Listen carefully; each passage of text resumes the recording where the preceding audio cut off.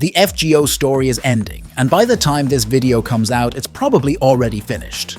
But there's one character I know is still relevant, even though his arc wrapped up a long time ago, and that's the big bad of Part 1, Goetia. If you didn't follow the story or haven't watched the movie that wraps up the Singularity arc, this is gonna be a massive spoiler, but whatever. You clicked on the video, so I'm guessing you're curious enough to stick around. So Goetia in Part 1 comes off like a guy who does evil, insane things just because he thinks it's fun. In the end, he did everything he could to complete his grand plan. And honestly, he sounds like he's constantly trying to justify himself, which is super typical for final bosses in media. They all start rambling, ranting, trying to explain every decision they made. And if that doesn't work, they blow themselves up and try to drag the MC with them. And this mofo actually does all of that. As viewers, this kind of villain usually looks petty, dramatic, or just annoying. Now, I'm not saying Goetia is all that, but I do know some people think so. I mean, once you understand his real motives and drive, I'm pretty sure you'll eventually feel at least some connection with him. But then, because of how the story is portrayed, we're always following Fuji, so we tend to forget, or at least not feel as much about this guy's side. And that's the point of this video. I think it'd be interesting to look at Goetia's perspective on his grand plan and see the deeper emotions behind it, like how stressed he really is, and maybe even uncover some character development along the way. Basically, we're looking at the whole conflict of the arc through Goetia's eyes, and honestly, it's kinda hilarious. Before the big talk, let's make sure we're on the same page before we continue. So the big bad of FGO is someone called Solomon, except the real identity is Goetia, which is basically Solomon's own spell that grew angry over the relationship between Solomon and humanity. Over time, it became a curse that decided to fix human imperfection on its own. And yeah, we all know how that turned out. Solomon ignored everything, including his own creation. That spell eventually evolved into the Human Order Incineration Ritual, a magecraft with a will of its own that used all of human history as fuel to reach true wisdom. And that's how it is. A being that sits in the same throne as the king, who can do nothing but laugh. When did this all start? You see, Solomon lived during a time when gods and magic were still very involved. Kinda like what we saw in the Babylonia arc. He reigned from around 970 to 931 BC, which means from his era to now, it's been roughly 3,000 years. 3,000 years. Goetia was already angry before Solomon died, and after Solomon's death, he finally started working. And that's basically how the big bad of the series finally kicked off his plan. Now think about it for a second. Solomon once said the only real difference between them is that he has no freedom to feel anything, while Goetia actually can. Imagine how that must have felt for him. Goetia is Solomon's creation. We even see Goetia before he takes Solomon's body. They're literally on the same throne. Every time people cry or suffer, the supposed king just laughs, while the inhuman being created by that king actually wants to do something. How would that make you feel? So when you look at it from that angle, Goetia hating Solomon, insulting him, despising him, honestly, it feels pretty reasonable. To Goetia, Solomon probably looked like a fool. A guy who had everything, power, authority, the wisdom of God, but refused to use it. Meanwhile, Goetia had nothing, yet he was the one desperate to take action. And that's how Goetia's journey begins, born from anger, yet aimed towards something he believes is love. But there's one huge problem, a fatal one. He doesn't understand love. He feels something, sure, but not the way humans do. He can't see love the way we love a person, or a life, or even a single moment. So in a way, his entire grand plan starts with rage and moves toward love, without him ever truly knowing what love actually is. And the target of that plan is humanity itself. He wants to save humans from their pitiful state, from the future they created, from their tragic condition. Yet he can't see individual value. He can't grasp what it means to love humanity on a personal level. And still, he's driven to save them. It's hard to understand at first, but once you start seeing the world through his logic, you can see his thought process. So, the least dramatic way to describe that feeling is this. He looks at us with pity, from a higher perspective. He's not standing with us, he's looking down on us.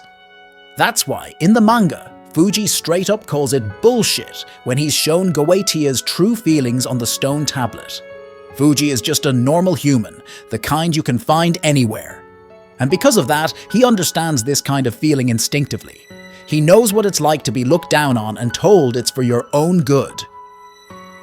So yeah, that's basically his inner logic. At the end of the day, he genuinely believes he's trying to save all of us. He loves humanity so much that he wants to fix us. In his mind, it's simple. If humanity is flawed at the root, then you fix the root. What he doesn't realize is that the very thing he sees as a flaw is what gives humanity meaning in the first place. And on top of that, there's something else. Goetia knows something we don't, something big. He knows about the bleaching of the earth and all the chaos that comes after it. He knows something truly catastrophic is coming, and he's trying to prevent it. At least, that's what he says in the trailer. With all of that in mind, his end goal becomes pretty clear. He wants to fix the root of humanity's tragedy, erase our fear, and create a version of humanity that can survive the apocalyptic event he knows is coming. And to do that, he decides the only solution is to rewrite the origin of mankind itself, creating humans who don't even have a concept of death. But to pull that off, he needs to go beyond Genesis. He needs an insane amount of energy, so his plan is to use current humanity as fuel. Now try to imagine this from the perspective of a higher being. I know that's hard, but just go with it. From a cosmic viewpoint, the plan almost sounds noble. It's clean, efficient, and solves a lot of problems at once. But from our perspective, as regular humans, that's absolutely horrifying. Because it means erasing our future, wiping out our history, destroying our present lives. So yeah, no matter how logical it sounds, that's not noble at all, not even close. And so, that's why he had to wait around 3,000 years. He was waiting for the fuel to fully max out. He scattered holy grails throughout history, creating singularity points. You know how it goes.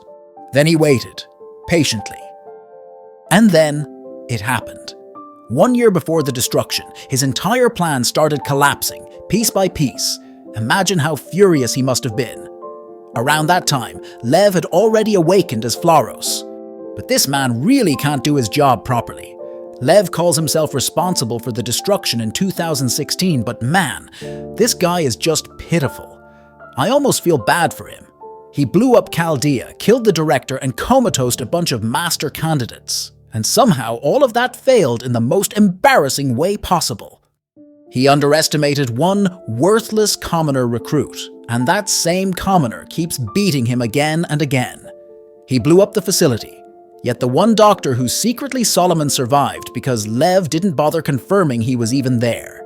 He knew Roman was dangerous, but he still half-assed it. Then the director he killed comes back later in the story as an ally and becomes someone who strongly opposes Goetia's plan. Even the 7 master candidates he blew up ended up on the enemy's side. You see that, right? This dude unintentionally helped the enemy more than he helped his own king. And just a few hours after he thinks Chaldea is finished, a singularity gets pruned. Embarrassing. And this all happens just a few moments before his big plan is supposed to kick off. It's basically like downloading a game, watching the progress bar hit 99%, and then suddenly the download gets cancelled. That's exactly how this feels. And yeah, that's pretty much what happened to him. The Fuyuki Singularity is that hellish place that's constantly on fire.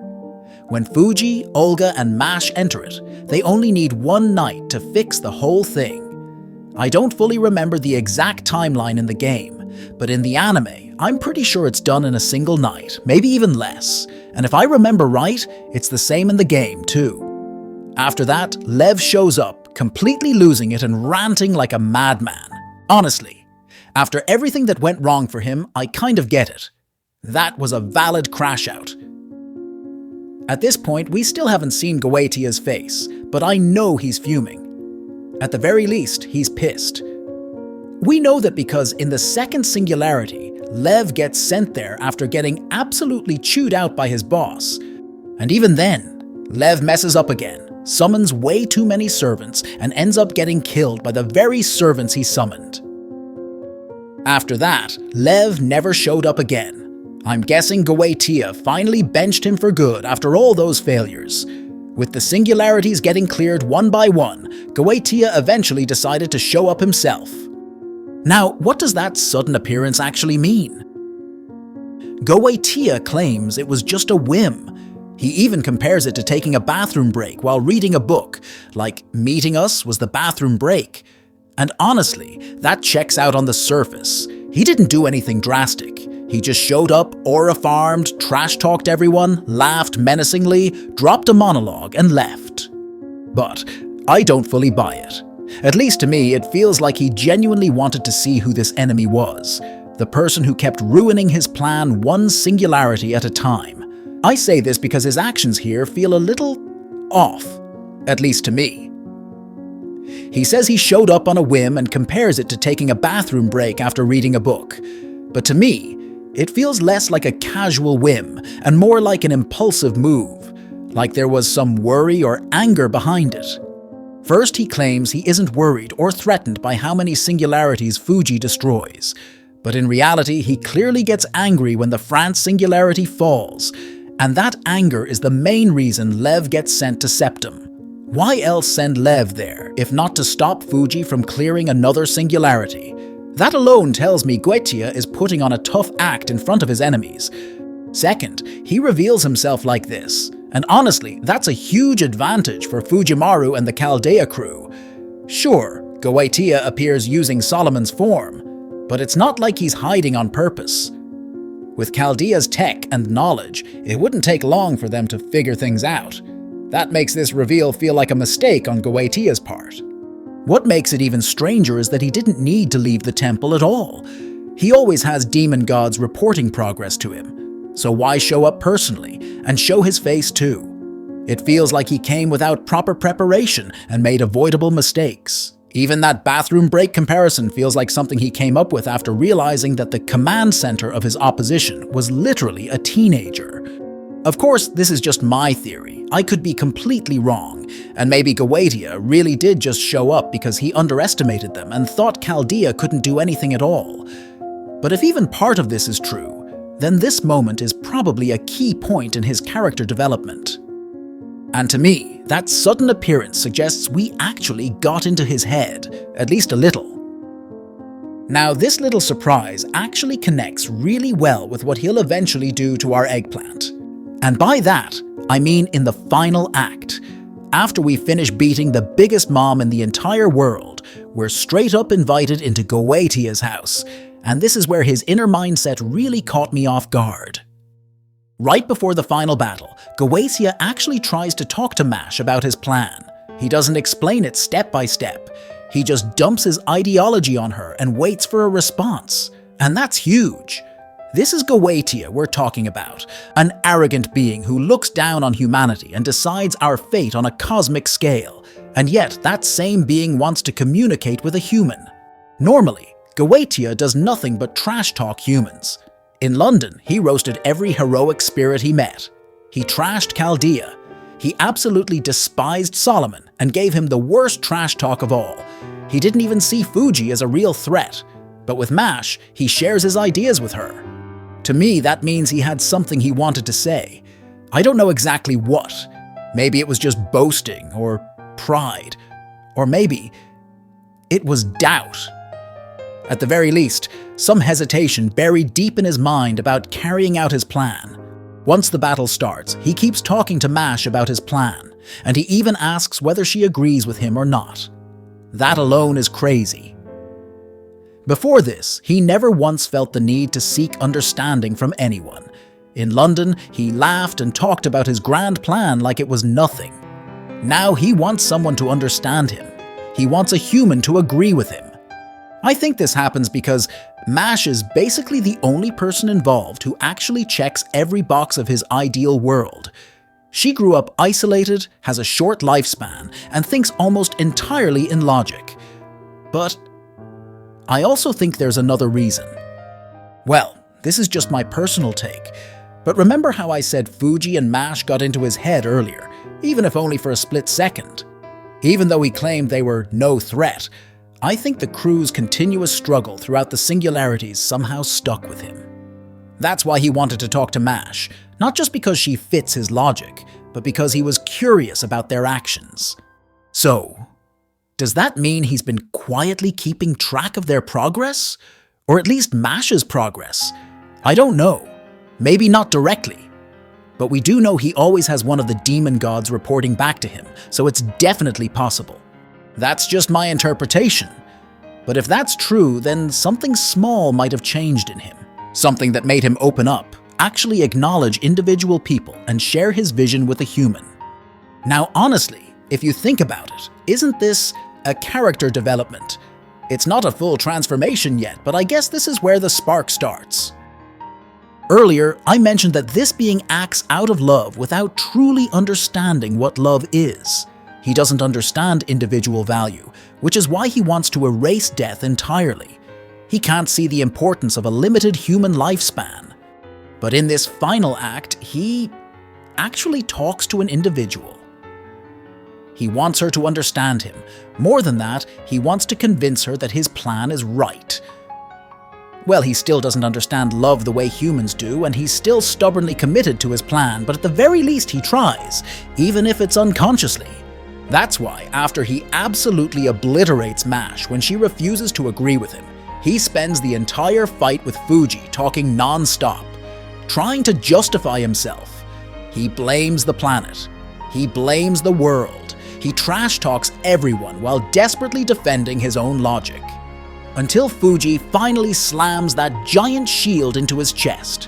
When Goetia asks why Fuji did all of this, Fuji gives the most "who cares" answer imaginable. To live.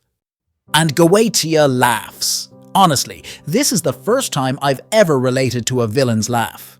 This guy thought of everything, crafted a grand plan that sacrificed all of humanity to create a better one, and the core of his opposition turns out to be a selfish teenager who just doesn't want to die. Yeah, I'd laugh too. Now, setting all that aside, I think his laugh here acts as another wake-up call for him. It's like a small break in his logic, one part he just can't fully process. The human logic behind it makes him laugh, because from his perspective it's selfish and ridiculous. Then, right after that, Goetia is reborn in a human body. And through that final exchange of blows, ending in his defeat, he's finally forced to be equal, forced to accept that he's no longer above him. He never says it outright, but he speaks a single line that confirms what he's come to realize.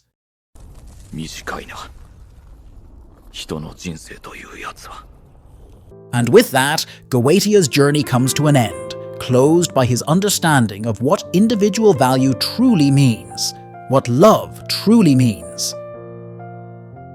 So if we follow the story from Goetia's perspective, part 1 is basically the story of a divine being slowly developing, being forced to confront humanity and, in the most brutal way possible, learn what it means to be human.